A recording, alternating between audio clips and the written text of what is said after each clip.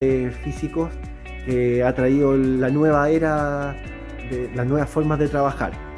Por lo mismo, sabemos que ha sido tiempos muy difíciles para mucha gente, sobre todo para los que obligatoriamente tuvieron que adaptarse al trabajo en la casa, con la silla que no corresponde y la gente que esté sentada en sillas de comedor, sillas de la cocina, haciendo su trabajo. Nosotros queremos sortear una silla con varias prestaciones económicas y con un diseño muy bonito para todos los asistentes a la feria. Así que para poder ayudar a alguien y poder aliviar estos nuevos tiempos y nuevas formas de trabajo que nos impuso la pandemia y que nos ha cambiado la vida a todos nosotros.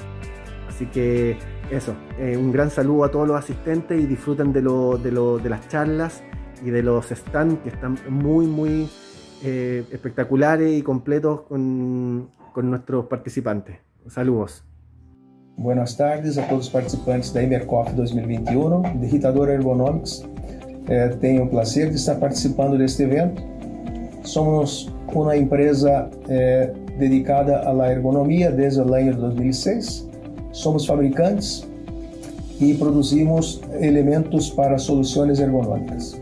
Nossos clientes são da área de indústria, área corporativa, e temos nossa equipe preparada e capacitada para atender aos requerimentos e às necessidades de cada empresa.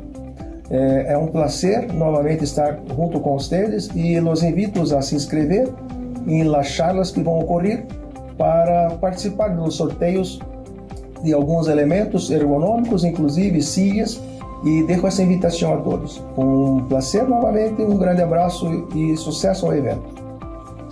Hola, mi nombre es Ilia González y soy directora ejecutiva de la Red de Recursos Humanos. Quiero invitarlos el día de hoy a ver exposiciones de muy interesante nivel para todos los profesionales que hoy día estamos vinculados e invitados a compartir este espacio. El desafío de la seguridad y salud ocupacional es el nombre que hoy nos convoca. A continuación, quiero presentarles a Mauricio Santos, presidente de la Sociedad Chilena de Ergonomía.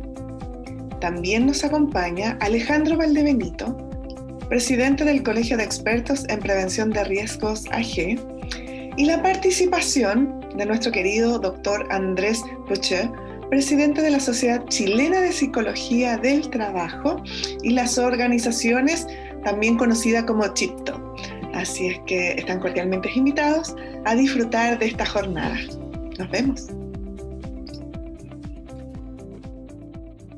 Muchas gracias, Ilia. Muchas gracias a todos quienes están conectados y que les interesan los conceptos de salud ocupacional. Mi nombre es Mauricio Santos, soy presidente de la Sociedad Chilena de Ergonomía y quiero compartir con ustedes reflexiones acerca de este interesante y muy importante tema que toca con todos los procesos que de alguna forma intervienen en las organizaciones, en las empresas. Empiezo a compartir pantalla para mostrarles mi presentación. Detalle muy importante, en salud ocupacional es un aspecto que es muy dinámico y eso implica de que tenemos que manejar muchos elementos dentro de cada análisis. Eso lo hace un desafío constante. Tanto para la actualización, tanto como para estar siempre al día de las últimas modificaciones, novedades que van surgiendo. Dentro de ese contexto, primero que nada les quiero pedir ampliar un poco la visión sobre la salud ocupacional.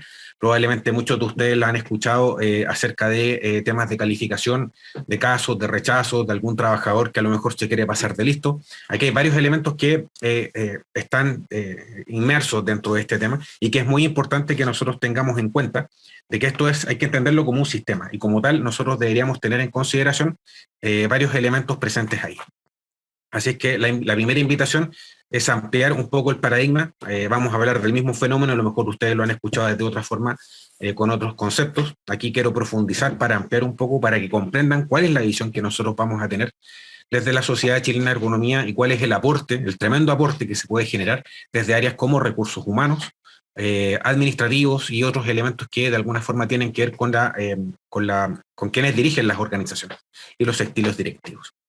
Primero que nada, tengo que partir por la definición de ergonomía, porque puede que muchos de ustedes no sepan o hayan escuchado algunas cosas que no necesariamente son las correctas sobre este tema.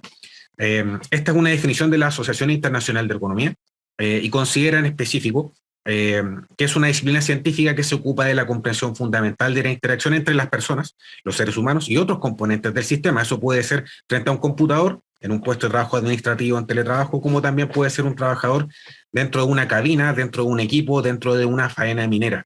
¿Ya? Esto puede ser un TENS en un hospital atendiendo gente con COVID, así como también puede ser un guardia en un supermercado. ¿Ya? Esto es bastante amplio. ¿Ya? Detalle importante es que nuestra profesión aplica principios teóricos, datos, métodos para optimizar el bienestar de las personas.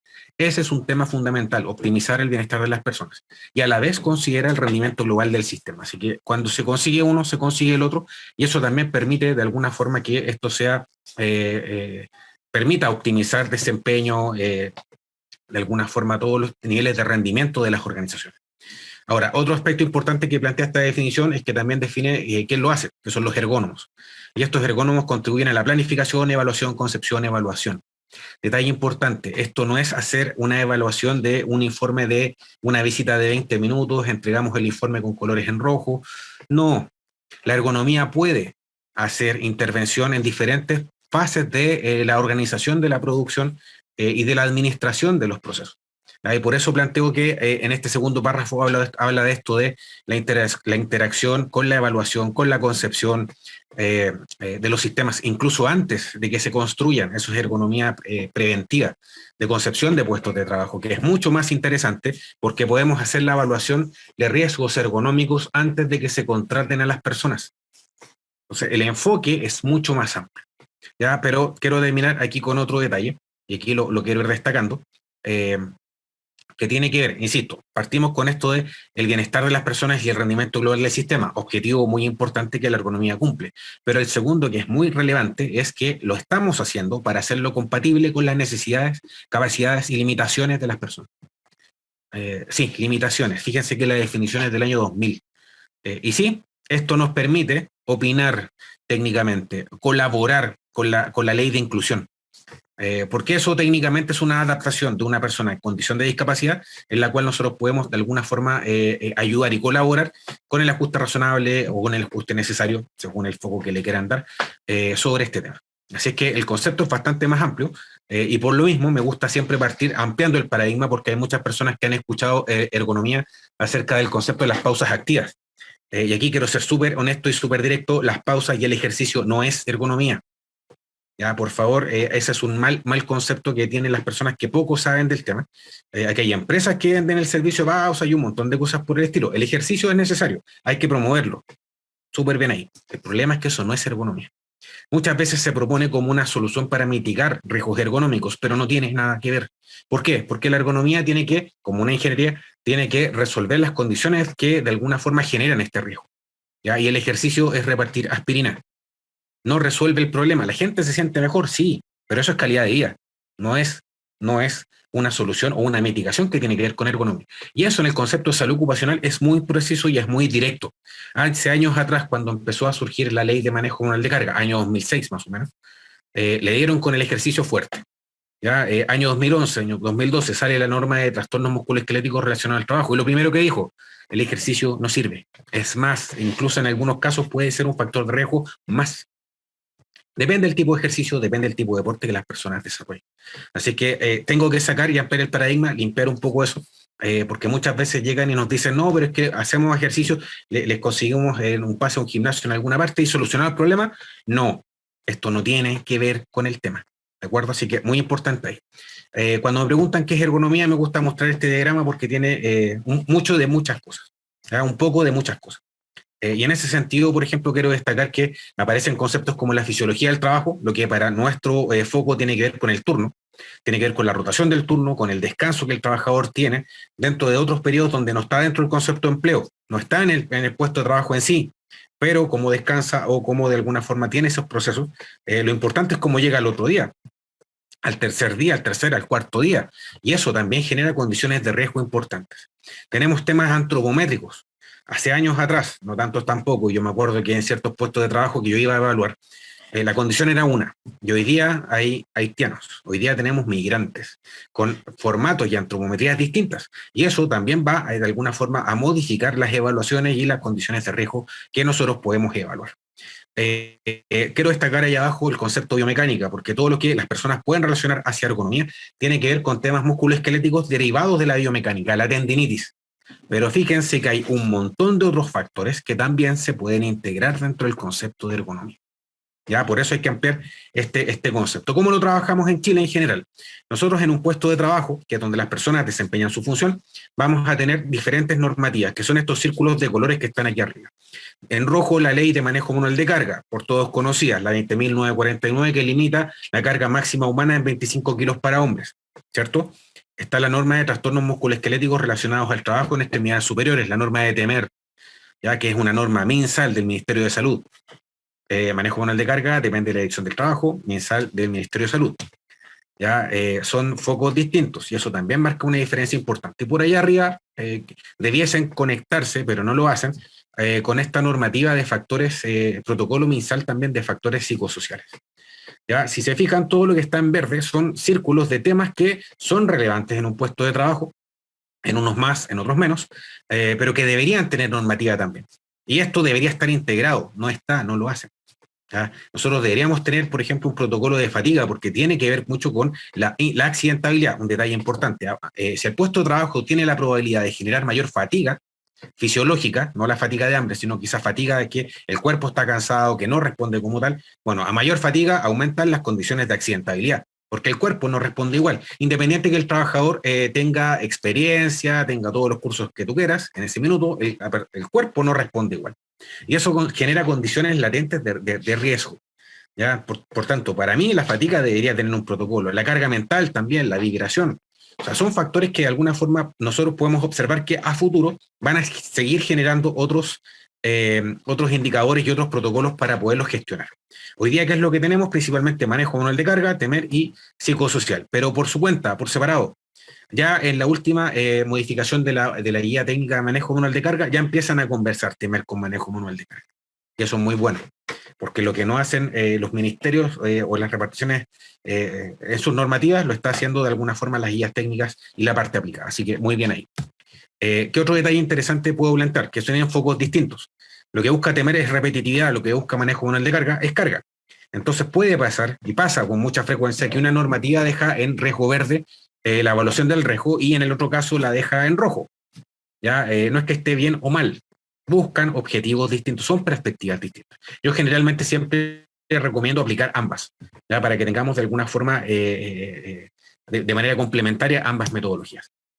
Así que resumiendo, hoy día incluso a nivel mundial ya no se habla de ergonomía, sino que se llama de factores humanos y ergonomía, con el nombre más amplio. ¿Y cuál es la condición en particular? Adaptar las condiciones del trabajo a las necesidades, capacidades y limitaciones del trabajo. El trabajador que nos toque, puede ser uno, puede ser varios, puede ser una población que ocupa el cargo, mucha dotación, da lo mismo. El que ocupa el cargo es el que nosotros de alguna forma tenemos que lograr llegar con este concepto. Así que dentro de lo fundamental, ¿qué es lo que hace el ergónomo? Trabaja con la comprensión del usuario, de la interacción del diseño, del puesto de trabajo, abre nuevas posibilidades. ¿Por qué? Porque nosotros vamos a comprender y cómo lo hacemos. Hay que ir a mancharse las manos, a ensuciarse la ropa. A mí me encanta trabajar en este tema. Yo me cuelgo los andamios, ¿cierto? Ando arriba de los camiones. Es la mejor forma de comprender cómo funciona este sistema. Y por tanto, nosotros podemos ver lo que el resto no ve, generamos nuestros propios datos. Y eso, de alguna forma, es relevante para la empresa, porque llegamos con una perspectiva distinta. Y muchas veces lo que ellos tenían o creían era distinto a como nosotros lo vemos desde el punto de vista de la operación, del análisis de la tarea y otros elementos por el estilo. Así que en ese sentido, nuestro enfoque, de alguna forma, es mucho más complementario. Nosotros, por tanto, vamos a plantear enfoques simultáneos, desafíos, porque nosotros, por ejemplo, uno de los temas relevantes que tenemos que ver tiene que ver con el concepto del error humano. Y el error humano puede presentarse como una tendinitis, como un lapsus, que generó un accidente, un incidente. Se presenta de diferentes maneras. No todo es estrés, pero está todo relacionado. Por tanto, para cerrar un poco esta idea, la ergonomía es una ingeniería. y permite, insisto, comprender los sistemas de trabajo de una forma distinta. Nosotros generamos indicadores, datos, información relevante. Por otro lado, podemos aportar con nuevas ideas para la discusión de ciertas problemáticas que surgen en la empresa. Gestionamos el cambio, eso está dentro de lo que nosotros llamamos ergonomía de alta calidad, donde el ergónomo debe ser capaz de hablar con el trabajador, con el mando medio, con la línea directiva, para poder gestionar y seguir el proceso hasta que se cambien las cosas que se deban cambiar. Y eso es desarrollo. ¿Ya? Así que, por tanto, sí, la ergonomía tiene que ver con la inversión específicamente. ¿Ya? Generamos en ese sentido una perspectiva distinta. ¿Ya? Esto no es llegar a hacer una evaluación TEMER, entregamos el informe y después se olvidan. Eso no es ergonomía. ¿Ya? Eso es aplicar un protocolo. ¿Ya? Y no es un concepto bastante distinto. En ergonomía tenemos harta trayectoria, más de 50 años en Chile. Vienen a estudiar a Chile, incluso de otros países de Latinoamérica. Tenemos 8 doctores en ergonomía, reconocidos incluso mundialmente, así que tenemos bastante desarrollo en bastantes rubros. ¿Ya? Así que en este sentido no estamos partiendo de cero, y en algunos aspectos incluso nosotros estamos más desarrollados que España, ¿ya? Y que otros países, así que no es un tema que de alguna forma debería ser desconocido, no está muy difundido, que es distinto, y muchas veces quien lo difunde son kinesiólogos que solo ven el traumatismo musculoesquelético. ¿Ya? En este sentido es más amplio. ¿Por qué lo tengo que plantear? Porque cuando nos vayamos a entender la salud ocupacional, la ergonomía toca con la salud ocupacional, hace muchas otras cosas también. Pero lo interesante aquí es que la visión de la ergonomía en la salud ocupacional nos permite dar herramientas, una visión distinta y de alguna forma aportar a las investigaciones.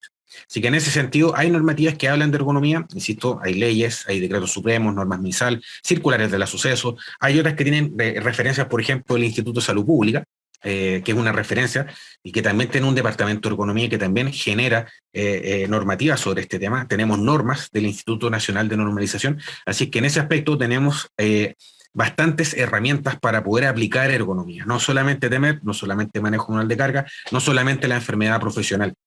¿Ya? Así que aquí tenemos muchas normativas que están disponibles, nosotros las tenemos disponibles en el título al menos, en algunos casos, descargables en otros, pero en la página web de la Sociedad Chilena de Economía y www está puesto abajo, donde pueden de alguna forma revisar las normativas que incluso consideran temas de estrés térmico, que consideran, por ejemplo, temas de acoso laboral. ¿Ya? Interesante, porque no es musculoesquelético y tiene que ver con ergonomía. ¿Ya? Nosotros podríamos plantear que hay ciertas fortalezas que nosotros podemos considerar ahí. Por ejemplo, el tema de que en otros países cualquiera hace ergonomía, en Chile no, la normativa dice que tiene que ser una persona con formación. Segundo, todas estas normativas están siendo actualizadas y revisadas. La Sociedad de Ergonomía participa en mesas precisamente en ese aspecto. Existe fiscalización. Podemos ver que hay años donde hay más o hay menos, pero siempre hay fiscalización sobre estos temas, entonces nos permite de alguna forma partir con una evaluación TEMER como para tirar estos temas a la mesa, iniciar la conversación. ¿Ya? ¿Qué otro detalle importante nosotros podemos establecer dentro de este contexto de salud ocupacional? Tenemos la ley 19.404. Hay 9 países en el mundo que tienen esta ley o algo similar a esta ley. Y Chile lo tiene desde el año 1996. Esta es una de las normativas que no las tiene ni siquiera España. ¿Ya? Entonces, ¿qué es lo interesante en este concepto? Nosotros podemos ver que hay un desgaste fisiológico en las personas fruto o producto del trabajo, que no alcanza a configurar una enfermedad profesional. Por tanto, esta ley es complementaria a la ley 16.744, que es la que va a hablar Alejandro, y que en ese sentido, en ese contexto, nos permite hacer una gestión distinta. ¿Ya? Porque aquí estamos hablando de conceptos de envejecimiento. Envejecimiento que está producido, por ejemplo, por hacer turnos por muchos años. ¿Ya? Siempre turnos nocturnos, no bajar nunca de día, eso genera factores importantes en las personas. ¿Ya? Y estas condiciones esta ley los reconoce, les asigna un factor de riesgo y les permite como beneficio la jubilación anticipada. ¿Por qué? Porque los puestos de trabajo, generalmente en este contexto, va a ser muy difícil que podamos hacer un cambio significativo. Minería, por ejemplo. Tienen que trabajar en altura en altura, a muchos metros sobre el nivel del mar, con una exposición a hipobaria, en donde el oxígeno funciona de una forma distinta porque está más disperso, así que el aire se respira de otra forma, la gente se apuna, genera mal de montaña y otros elementos, pero la faena minera está en la punta del cerro, no la puedes bajar. Entonces, si el trabajador está arriba, va a generar exposición. Y por tanto hay que tener cuidado con eso y esta ley nos permite de alguna forma hacer una consideración sobre eso. Las normativas como la de TEMER, la Guía Técnica de Manejo Manual de Carga, que también nos permiten instalar estos temas. Otro detalle importante que también es muy importante de considerar es que todas estas normativas buscan dentro de su core business hacer la identificación, la gestión del riesgo, o sea, identificarlo y hacerse cargo de él. No solamente identificarlo para dejarlo en un informe impreso en colores en un cajón. La autoridad pide gestión, hacerse cargo de eso, desarrollarlo. Y para eso la ergonomía nos permite metodologías para poder plantearlo. ¿Ya? Y hay evaluaciones en las cuales, por ejemplo, o hay procesos en las cuales las empresas en 2 años hemos generado mucho desarrollo y cuando lo llegan a fiscalizar quedan todos contentos y después piden información porque de alguna forma pueden demostrar de que no puedes eliminar el riesgo, pero sí puedes convivir con él si es que lo puedes mitigar. Entonces, ahí hay desarrollo que se ha hecho bastante. Lo que pasa es que muchos de estos elementos la empresa lo comprende como que es un tema estratégico. Y como es estratégico, no quiere que se publique. Entonces, no se puede mostrar. A mí me ha tocado, por ejemplo, firmar contratos de confidencialidad de 11 páginas que dice que yo no puedo mostrar la foto, hablar de esto, de lo de aquí, de lo de más allá, porque la empresa, como lo asume como una inversión y generó una optimización del tema, para ellos es estratégico. Entonces, en ese sentido, hay bastante, como les decía, hay harta historia, pero, insisto, no se puede mostrar todo por parte del acuerdo. Pero lo importante aquí es el trabajador, y en ese sentido podemos lograr esa dualidad del bienestar del trabajador con la optimización del proceso. Así que en ese sentido los ergónomos generan ventajas competitivas específicamente. Así que en ese sentido, dentro de las amenazas que podríamos plantear, sí existe, por ejemplo, en la metodología de las normativas que sea criterio dependiente, que depende del evaluador, ¿ya? Y ahí muchas veces está la diferencia en que sea un ergónomo con más horas de vuelo a que lo haga cualquier persona o alguien que sepa algo de ergonomía. Entonces, muchas veces ahí, a mí me ha tocado muchas veces llegar como el segundo o el tercer especialista a ver el tema, porque el primero va y le pone la banderita que esto está rojo, perfecto, está súper bien, pero ¿cómo lo arreglamos? Y ahí necesitamos generar datos, y ahí tiene que hacer un enfoque distinto.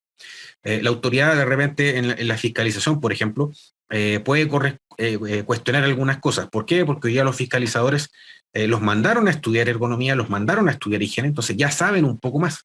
Entonces, si tú les muestras cualquier informe y dices, yo cumplo con todo, ojo que hay varias fiscalizaciones en las cuales toman el informe y dicen, aquí está mal aplicado por esto, por esto, por esto, y ahí empieza a sumar la registradora ahí de la multa. ¿Ya? Porque si no cumpliste con una fase del protocolo te cobran todo lo que sigue después. Así que no es un tema menor y hay que considerarlo ahí. No cualquiera lo puede establecer. Otro dato que es relevante, casi el 30% de las personas que están dentro del sistema, mejor dicho, lo dije al revés, casi un 30% de los trabajadores hoy día en Chile están fuera del sistema de las mutualidades. Por tanto, cuando la autoridad nos muestra estadísticas, están muy bien, están muy bonitas, pero no son reales porque, insisto, tenemos casi un 30% de personas fuera del sistema. Trabajos informales y otros elementos por el estilo. Pero en estricto rigor, si nosotros queremos llegar a un concepto de una enfermedad profesional cero, tenemos que tener un enfoque distinto ahí. Por tanto, ¿por qué la seguridad y la salud ocupacional debiese ser consideradas como un derecho fundamental? Bueno, para responder esta pregunta, que no es un tema menor, les quiero mostrar el siguiente análisis. Lo voy a hacer bastante rápido como para que ustedes puedan ir integrando. Pero en general la ergonomía habla de la diferencia entre las condiciones o las características del factor humano del trabajador con las características del puesto de trabajo. Si hacemos la diferencia, igual que en una resta, nos vamos a topar con que vamos a tener condiciones de eficiencia y bienestar por un lado o desajuste por el otro. ¿Funcionó bien o funcionó mal? ¿Qué tan mal, qué tan bien? Va a depender de las condiciones que estamos considerando dentro de esta evaluación. Ampliémoslo un poco más. Las características del factor humano. Yo les mostré en el diagrama anterior que estaban las fisiológicas, mentales, psicosociales, antropométricas, biomecánicas. Un sinnúmero, varias, muchas ahí. Bueno, vayamos al puesto de trabajo, vamos a tener temas del equipamiento, de la organización del trabajo, de los flujos de producción, de los recursos que están involucrados, de las tecnologías que podrían estar consideradas, dentro de otras. Y aquí la diferencia se va a poner un poco más interesante porque esto ya empieza a funcionar de manera sistémica, porque esto puede generar como parte del error, como un incidente, como un accidente, como una enfermedad ocupacional musculoesquelética, una enfermedad ocupacional mental, según la normativa que tenemos hoy día, o puede generar otras problemáticas también. Entonces, en ese sentido, ya se pone un poco más complejo el tema, y aquí les quiero mostrar ejemplos para que se entienda. Vamos a ver el ejemplo de un caso de músculo esquelético que está en estudio. Voy a poner este porque es el más frecuente, podría haber sido un tema mental, pero en general el caso músculo esquelético que no ha sido bien trabajado desencadena un problema mental, o desencadena, perdón, una enfermedad profesional mental, ¿ya? Así que van de la mano. Aquí les voy a explicar por qué. Tengo el mismo esquema. Vamos a poner un ejemplo. Hicimos un cambio en la organización del trabajo. ¿Por qué? Porque vendieron más producción. Entonces, si antes hacían 1000, ahora van a ser 10.000. Le pusieron un cero más. ¿Ese cero más qué significa? Que a lo mejor necesito estar modificando los conceptos de producción. Con la misma dotación que tengo que ampliar, pedir horas extraordinarias, por ejemplo, y otros elementos, y que va a tener un impacto importante en los flujos de producción. Si cambio los flujos de producción y ya tengo esta hora extraordinaria, ya no estás trabajando las horas que debías, sino que ampliaste este concepto, va a tener impacto en las condiciones fisiológicas del trabajador. Tienes menos descanso, se cansa más rápido. El tipo de esfuerzo va a empezar a cobrar un poco la boleta fisiológicamente. A la gente, bajo este concepto de fatiga, se le olvidan las cosas. Comete errores como, por ejemplo, de que como el cuerpo está cansado, no levanta bien la rodilla porque el cuerpo está cansado, se tropieza.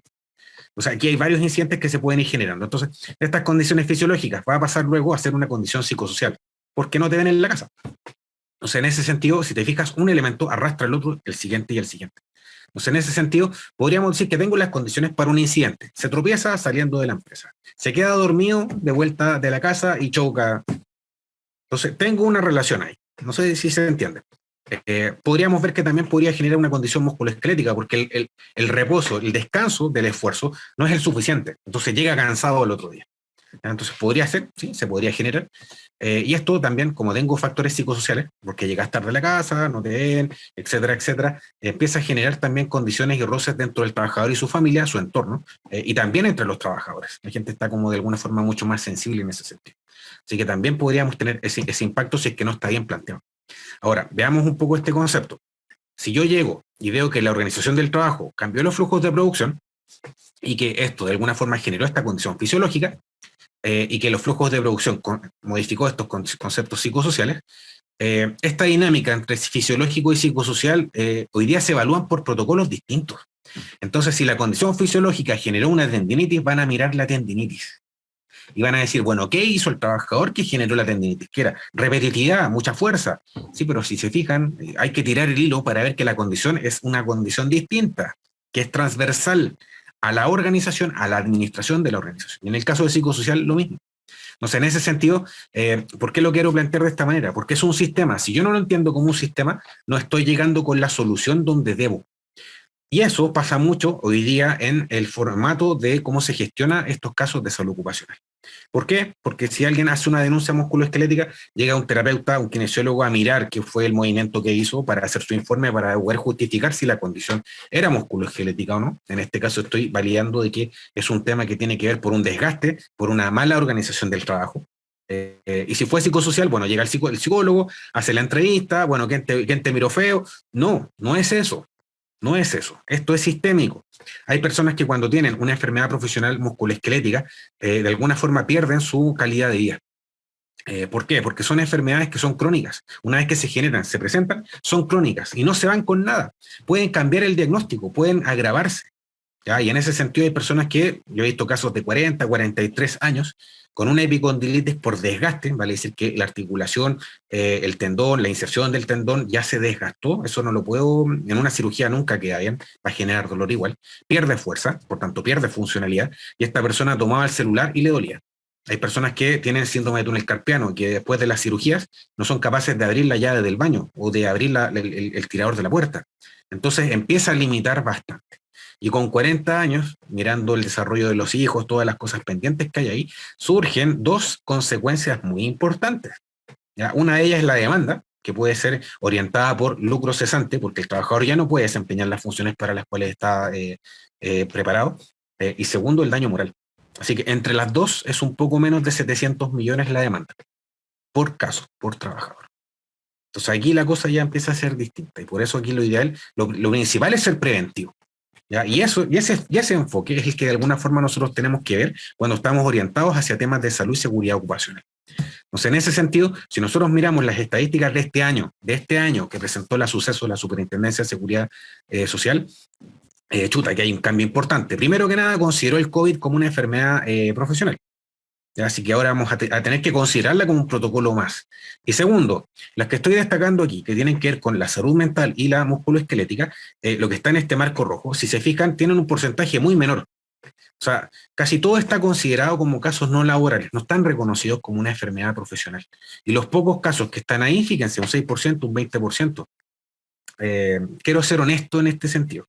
La estadística, yo sé que trabajaron mucho, contaron todo lo que tenían que contar en el Excel y todo lo que tú quieras, pero lo que me están mostrando es que este 6% musculoesquelético, este 20% de salud mental, en realidad es la punta del iceberg, porque son solamente los casos que llegaron a lograr ser calificados, no la cantidad de casos que fueron rechazados o que están todavía en estudio. Y ahí hay un dato importante y relevante. ¿Por qué? Porque no es un tema menor, no estamos hablando de un par de personas, son muchas. Y a estas personas hay que considerar que teníamos un 30% que está fuera del sistema y que por tanto sus datos no llegan al gráfico. Entonces, ¿cuál es nuestra responsabilidad social aquí? ¿Cuál es nuestra ética y moral sobre este tema de cómo administramos el trabajo?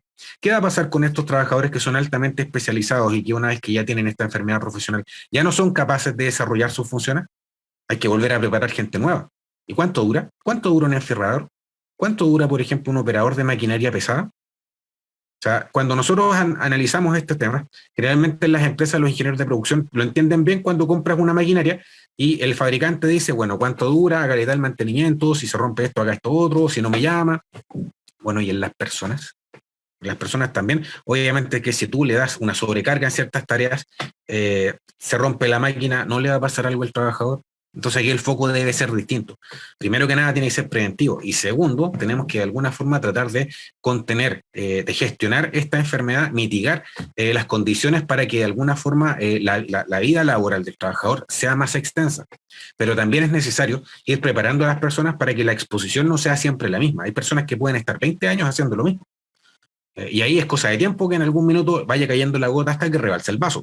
Por tanto, la forma de cómo administramos el trabajo, la forma de cómo nosotros la entendemos, tiene mucho que ver con este desafío de cómo nosotros vamos a hacer la gestión de la salud ocupacional. Y ese es un tema que es muy, muy relevante.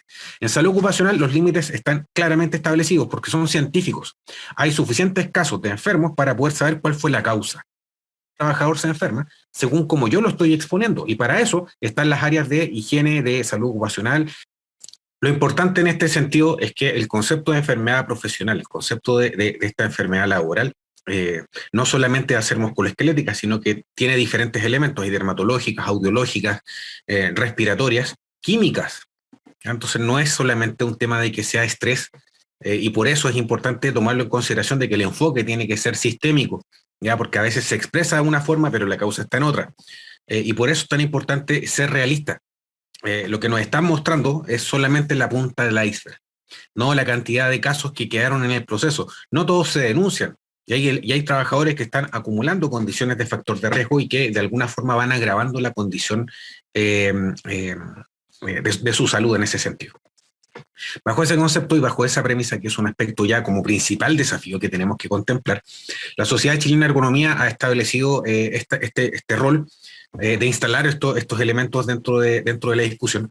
Y por eso nosotros tenemos esta propuesta de que la salud y seguridad ocupacional debiese ser un derecho fundamental, porque de hecho en nuestra legislación existen algunos elementos relacionados, sí, son muy generales, tenemos normativas, tenemos decretos, perfecto, pero no está resultando.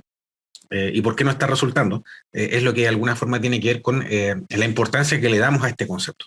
En toda nuestra normativa, y de hecho en la antigua Constitución, y probablemente en esta nueva también se tiene que plantear esa diferencia. En la antigua se hablaba de salud y de trabajo, pero no de salud laboral. Y nosotros creemos que esta es la oportunidad que tenemos de instalar el tema. De hecho, estamos contactando a candidatos primero, ahora están algunos elegidos, así que seguimos trabajando, haciendo lobby sobre este tema, porque si no tienen la relevancia de un derecho fundamental, vale decir de que el trabajador, desempeñando sus funciones bajo ese contexto, tenga de alguna forma la protección para generar la identificación, la prevención y también la mitigación de estas enfermedades que tienen este contexto laboral, definitivamente esto tiene un impacto país. Insisto, para el trabajador, para su calidad de vida, para su entorno, para su familia, y esto no deberíamos llegar a estas demandas que, como les decía, están bordeando los 700 millones por caso. ¿Ya? Aquí si nosotros hacemos el enfoque y hacemos el trabajo antes, esto debería funcionar bien, deberíamos desarrollar en ese sentido metodologías para poder trabajar de manera segura y ese es el objetivo. Así que en ese sentido, por eso nosotros creemos que como Sociedad Chilena de Ergonomía es relevante incluir la salud y seguridad en el trabajo, o bien la salud y seguridad ocupacional en la nueva Constitución como un derecho fundamental. Y en ese aspecto también hay que plantear de que generalmente dentro de este contexto uno podría decir, oye, pero el proyecto que yo planteé para la empresa no consideraba esto, y si yo lo quiero integrar ya es un costo aparte, ya es un tema distinto. Siempre nos dicen que puede ser muy caro implementar estas mejoras, sí. No voy a decir otra cosa, es una inversión, hay que entenderlo como una inversión, pero las inversiones tienen retorno. Y por eso tiene que estar bien plantada, bien justificada, bien analizado. Esto no es llegar y decirles, vayan, compren tal silla, vayan, compren tal exoesqueleto, porque a lo mejor la causa no está ahí. Y a lo mejor lo que nosotros tenemos que hacer primero es comprender el puesto de trabajo, comprender qué es lo que de alguna forma, dónde está la disonancia del sistema, que va a generar esta consecuencia, que puede ser esta, la que estamos viendo hoy día, o puede ser otra. ¿Ya? Y ese es otro detalle, porque muchas veces cuando nos basamos en la estadística mira el dato. Es muy importante, sí, pero honestamente es como conducir mirando el espejo retrovisor. ¿Me da un dato relevante? Sí, pero no es todo. ¿Ya? Y muchas veces me está mostrando lo que pasa o cómo pasó, pero no las cosas que van a pasar. ¿Ah? Y en ese sentido, en salud ocupacional, nosotros tenemos que tomar muy en cuenta, al igual que en el caso del COVID, hay personas que son sintomáticas, asintomáticas, hay algunas que el PCR sale positivo o negativo. No, en salud ocupacional el concepto de epidemiología se trabaja constantemente, porque yo puedo estar trabajando con los enfermos de hoy, pero me interesan los que vienen después, y los que vienen mañana. ¿Ya? Y en ese sentido, por eso yo planteaba, bueno, ustedes saben cuánto dura un enferrador, cuánto dura un operador de maquinaria pesada, cuánto dura un tipo de trabajador en el cual tú tuviste que invertir mucho en él, y a lo mejor expuesto a la condición de riesgo, o genera una enfermedad profesional de la que sea, o genera un incidente o un accidente, y lo pierdes. Entonces, en ese sentido, tenemos que de alguna forma ampliar o llegar un poco más ahí. Y por tanto, esto lo saqué de un libro de economía, no de un libro de ergonomía, que a mí me llamó mucho la atención cuando Carlos Chipola dice, bueno, para salvar el valor y la santidad de la vida humana es imperativo que el hombre no se convierta en la más barata de las materias primas. ¿Ya? Entonces, por eso planteo siempre esa discusión de que en la empresa se entiende muy bien cuando se hace una inversión sobre un equipo, sobre una maquinaria, y la cuidan como hueso santo. ¿Cuándo es el mantenimiento? ¿Quién lo va a hacer? ¿Quién de alguna forma va a ser superador? ¿Dónde lo van a esforzar? ¿Qué límites tienes que trabajar? Bueno, y en las personas. Y nosotros cuidamos eso, y esos límites que ya están establecidos, porque científicamente es así. Nosotros deberíamos tener este sistema funcionando bien. Y en ese sentido, ese círculo virtuoso, va a generar buenas condiciones para el desarrollo, para la empresa, para optimizar sus objetivos. Las personas van a ser parte de la solución de los problemas que puedan observar, y no que sea un incentivo negativo. Entonces aquí yo quiero ir más allá de los estilos directivos. Yo quiero ir más allá de si nosotros tenemos que tener una metodología en particular para tener una llegada de las personas. No.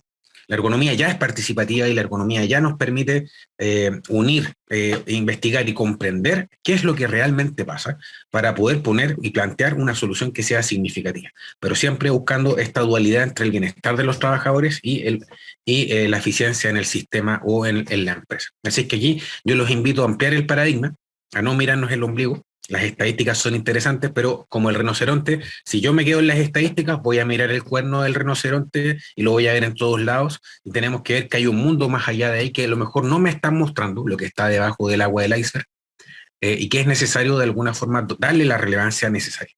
Así que en ese sentido, ya finalizando con las conclusiones, los riesgos protocolizados nos permiten generar gestión, súper bien ahí, pero lo más importante es que es necesario ir desarrollando más elementos y más gestión sobre ese tema. ¿Ya? Muchos de los elementos que, por ejemplo, siempre nosotros podríamos plantear, si es un esfuerzo de manipulación humana, bueno, no se puede mecanizar, no se puede optimizar. A mí me tocó en varios lugares que veíamos cómo me tenía que manipular arena, carretillas, palas y todo ese tema para moverlos de un punto a otro, y la pregunta que surgió de un miembro del comité paritario, ¿no se puede usar un maxi saco? O sea, ¿para qué lo tengo que paliar si lo puedo llevar en un maxi saco? El enfoque es lo necesario cuando comprendes bien la situación. Entonces, bajo ese aspecto, podríamos decir que es una inversión, sí, pero no fue tan compleja como subir dotación o buscar otras estructuras o de alguna forma otras opciones. ¿Ya? La comprensión es fundamental en ese sentido. Luego, la gestión y la identificación de estas evaluaciones de riesgo. De alguna forma, insisto, si están bien aplicadas, si están bien comprendidas, son eficientes, logran el objetivo, no solamente de reducir la enfermedad profesional, sino que también de generar desarrollo y nueva información sobre lo que de alguna forma es la tecnología del negocio que estemos trabajando, ¿ya? Otro detalle importante, que la autoridad ya reconoce la función del ergónomo, así que también es importante que en alguna fiscalización probablemente les pregunten, bueno, ¿qué dijo el ergónomo? ¿Vino alguien, hizo alguna actividad tanto de las mutualidades o de algún ergónomo externo sobre estos temas? Las normativas de la guía técnica de manejo manual de carga lo plantean de esa forma. Hay gestión que lo puede hacer el prevencionista en la empresa, pero hay otros que directamente pide un ergónomo con ciertas características, no cualquier ergónomo, para que vaya a gestionar y a desarrollar la solución ahí.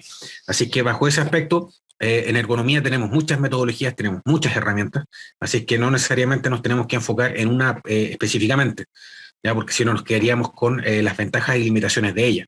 Entonces los ergónomos tenemos una caja de herramientas bien amplia, buscamos, insisto, nosotros generamos datos, generamos información, y por eso nuestro enfoque hacia la salud ocupacional en Chile es distinto. Ya, yo siempre lo planteo y se lo he comentado también a Alejandro, los ergónomos deberíamos participar de la investigación de los accidentes, porque si nosotros podemos identificar, o mejor dicho, comprender bien lo que pasa en un puesto de trabajo, la visión es complementaria, alimenta de un análisis distinto. Y esa es una ventaja que podríamos potenciar absolutamente. Un llamado importante en ergonomía y en salud ocupacional: siempre las condiciones son dinámicas. Y en el COVID nos ha mostrado mucho. Creíamos una cosa, alguien levanta la mano, presenta un paper, una investigación en no sé dónde, y ahora tenemos otra cosa. Y ahora pensamos en otra cosa distinta. En salud ocupacional eso siempre va a pasar. Y por eso es necesario que alguien en la empresa se encargue de salud ocupacional. No se lo puedes encargar a un prevencionista que también va a tener que estar viendo los EPPs de la empresa, calidad cuando hay algún tipo de sistema de gestión, ambiente, y más encima enfermedad profesional. O sea, hay empresas que lo entendieron y que incluso tienen departamentos de salud ocupacional, o que tienen más de un prevencionista para que cada uno vaya viendo cada tema, pero es mucho para un solo profesional. Eso también es relevante que de alguna forma las empresas lo puedan comprender. Aquí debería haber una proporción. Nosotros en la Sociedad de Ergonomía hablábamos de que ya de 1000 trabajadores a lo mejor deberías tener prevencionista, higienista, ergónomo, psicólogo, sobre 1000. Porque las condiciones de exposición y la gestión que tienes que hacer ahí no es menor. Eso no es trabajo para uno. Es imposible que lo haga bien o que lo logre desarrollar, ¿ya? Entonces no es un tema menor. Y les dejo esta imagen como motivación. Nosotros podríamos decir que hemos avanzado mucho, sí, en algunos lugares y en algunas empresas, pero no en todos los rubros. ¿Ya? Esta foto de la primera a la segunda hay 50 años, 60 años. ¿Ha cambiado? Sí, pero casi nada, porque el factor de riesgo sigue siendo el mismo. Entonces aquí el enfoque tiene que ser distinto. Aquí, si nosotros queremos de alguna forma reducir los casos de enfermedad profesional, darle este giro a la salud ocupacional, tenemos que ir un paso más adelante, tenemos que ser preventivos, tenemos que ser proactivos. Entonces, en ese sentido, los invito al Congreso de Ergonomía que vamos a tener a finales de octubre, donde vamos a tratar temas sindicales, temas de, por ejemplo, de impacto sobre ciertos factores de riesgo que están orientados por ciertas problemáticas, hipoaria para minería, por ejemplo, diseño ergonómico en otros rubros, género, la que también hoy día se está hablando bastante de eso, futuro del trabajo también como impacto en ciertos rubros. Todo eso lo estamos considerando dentro de nuestro próximo Congreso de Ergonomía. Están todos invitados, hay más información en la página web. Insisto, esto es dinámico, hay que seguir trabajando, hay que seguir atentos sobre estos temas. Con esto cierro, quedo muy atento a las preguntas. Espero haber podido ampliar un poco el paradigma. Muchas gracias. Les dejo mi correo presidencia@sochergo, nuestra página www.sochergo.cl, y esa es mi presentación.